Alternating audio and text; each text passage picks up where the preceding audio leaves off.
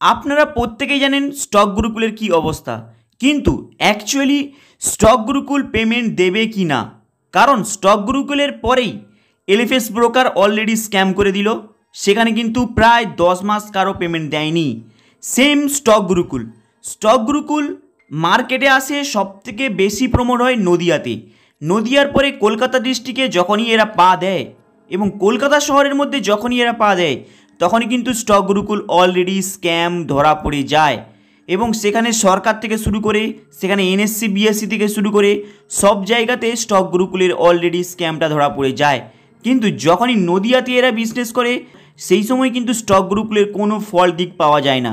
তাই যদি আপনারা এই স্টক গুরুকুলের এদের ভিডিও এতটা হাই কোয়ালিটির ভাবে আপনাদের কাছে প্রমোট করাচ্ছে যেখানে আপনারা অন্ধের মতো বিশ্বাস করতে বাধ্য হবেন, কারণ নদিয়া ডিস্ট্রিক্ট থেকে এই মুহূর্তে হিউজ পরিমাণে পাবলিক ফেঁসে আছে স্টক গুরুকুলের।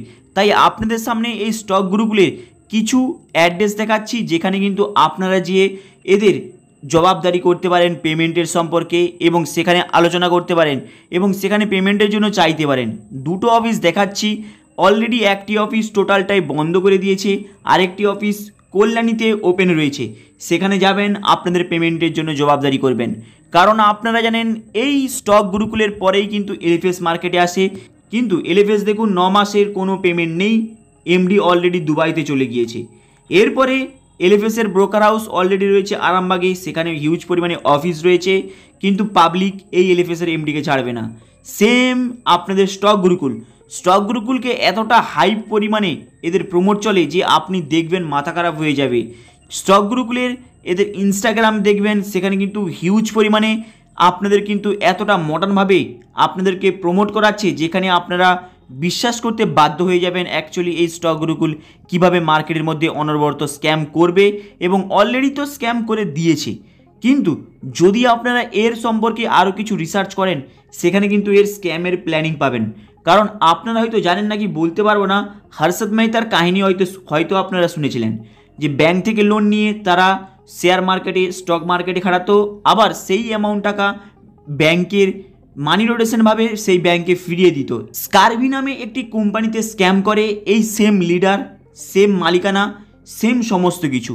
কিন্তু যদি আপনারা এর নতুন কোম্পানি দেখেন তারপরে এরা লঞ্চ করে স্টক গুরুকুল, মানে স্টক গুরুকুলের আগে স্ক্যাম করে পাবলিকের কাছে টাকাটা লুটার পরে নাম চেঞ্জ করে তারাই আবার মার্কেটে অন্য জায়গায় তারা কিন্তু আবার বিজনেসটা একই প্ল্যানিংয়ে আপনাদের কাছে নিয়ে আসলো, সেখানেও কিন্তু আপনারা একই স্টাইলে ফেসে গেলেন।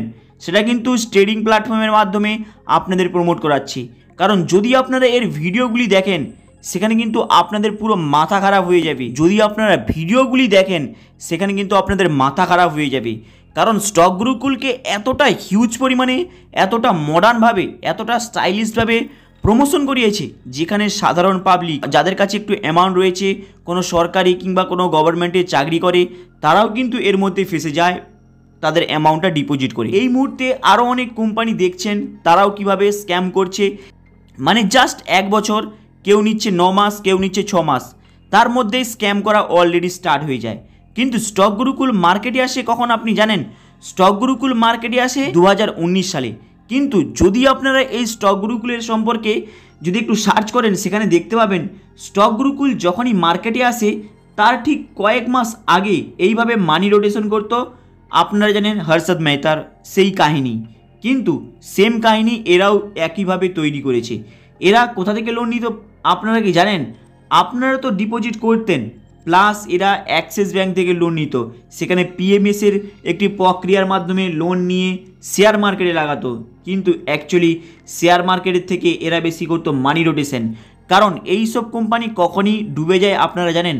যখনই এদের লিডার হিউজ পরিমাণে অ্যামাউন্টটা কামাবে সেই সময় পেমেন্ট দিতে না পারার ফলে সেই পাবলিকের টাকাটা এরা নিজেদের মধ্যে ডিভাইডেড করে নেবে। এর ফলে মালিকের কাছে কোনো অ্যামাউন্ট যাবে না, টোটালটাই টিমের মধ্যে সার্কুলেট হয়ে যাবে। সেখানে অটোমেটিক মালিকের কাছে অ্যামাউন্ট থাকবে না, সেখানে মালিকও ফাঁসবে, প্লাস ওদের লিডারও ফাঁসবে, কারণ লিডারগুলি অলরেডি অ্যামাউন্ট খেয়ে নিয়েছে আর মালিকের কাছে পৌঁছাচ্ছে না। মালিক ট্রেডিং প্ল্যাটফর্ম হয়তো লস খেয়েছে। এইভাবে কোম্পানিগুলো টোটাল প্ল্যানিংভাবে বন্ধ হয়ে যায়। এর পাশে না থাকবে মালিক, না থাকবে লিডার। আপনি যখন আপনার টাকাটা চাইতে যাবেন আপনার লিডারকে আপনি ধরা ছোঁয়া পাবেন না। এরপরে মালিকের কাছে যখন যাবেন মালিক বলবে বিভৎস পরিমাণে বিপদে পড়ে গিয়েছে, তাদের ব্যাঙ্ক অ্যাকাউন্টে কোনো কিছু সিজ করে দিয়েছে, এইভাবে আপনাদেরকে উদাহরণ দেবে। কারণ অলরেডি অনেকজন ব্যক্তি তাদের এই অফিসে গিয়েছে এবং সেখানে জবাবদারি করেছে যে তারা অ্যাকচুয়ালি পেমেন্টটা কবে পাবে এই স্টক গুরুকুলের। কারণ স্টক গুরুকুলের প্রমোট করানোর সময় তো হিউজ পরিমাণে মডার্ন স্টাইলে প্রমোট করানো হয়, কিন্তু পেমেন্টের জন্য এত সমস্যাটা কেন? তাই যারা যারা এই স্টক গুরুকুলের পেমেন্ট পাননি, কল্যাণীর মধ্যে একটি অফিস রয়েছে, আরও একটি অফিসের অ্যাড্রেস দেখিয়ে দিলাম, কিন্তু সেই অফিসটি টোটালটাই বন্ধ। আরেকটা অ্যাড্রেস আপনাদের দিয়ে দিলাম গুগলস থেকে, যেটা পেলাম, আপনারা সার্চ করে অফিসে ভিজিট করতে পারেন এবং এদেরকে জবাবদারি করুন। কারণ যদি আপনারা এইভাবে জবাবদারি না করেন, দিনের পর দিন একটি না একটি কোম্পানি আসবে, আপনাদেরকে বোকা বানিয়ে যাবে, আপনাদেরকে মুরগি বানিয়ে যাবে, আপনারা বুঝতে পারবেন না। কারণ দেখুন, স্টক গুরুকুলের পরে এলএফএস হলো, এলএফএসের পরে এসডিএফএক্স হলো, এসডিএফএক্সের পর টিডিএম, টিডিএমের পরে পুলমা, পুলমার পরে এইচএসএফএক্স গ্লোবাল। ভেবেছেন কিভাবে পাবলিককে ঠকাচ্ছে? এই সেম স্টক গুরুকুলের আবার নিজস্ব 3টে কোম্পানিকে ভাগ করেছে, সেটাও কিন্তু টিকেনি, সেটাও কিন্তু পুরোপুরি ডুবে গিয়েছে।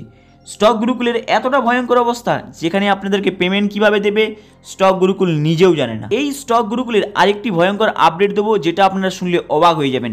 আরও অনেক কোম্পানিগুলি, যেখানে স্টক ক্যাপিটাল, আবার 20 গুরুকুল বলে একটা তামিলনাড়ুতে কোম্পানি ওপেন হয়, সেটাও কিন্তু সেম স্টক গুরুকুলের সঙ্গে সঙ্গে পুরোপুরি স্ক্যাম করে দেয়, সেখানেও পেমেন্ট দিতে পারছে না।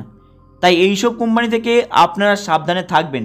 আপনাদেরকে অনেক লোভ দেখাবে, অনেক মডার্ন কিছু দেখাবে, অনেক ব্যক্তি টাই পরে কোট পরে আপনাদের কাছে এমনভাবে বিহেভিয়ার দেখাবে, আপনারা পুরো পাগল হয়ে যাবেন তাদের ডিপোজিট করার জন্য। এবং এইসব কোম্পানি থেকে আপনারা দূরে থাকবেন, না হলে কিন্তু আপনারা দিনের পর দিন অ্যামাউন্টটা হারাবেন। এর ফলে আপনারা এদের লোভে পড়ে বড়লোক কী হবেন, আপনারা আরও কিন্তু গরিব হয়ে যাবেন। হাই গাইস, আপনাদের এই আপডেটটা কেমন লাগলো? লাইক অ্যান্ড সাবস্ক্রাইব করে দেবেন। চলুন দেখা হবে আবার নেক্সট ভিডিওতে।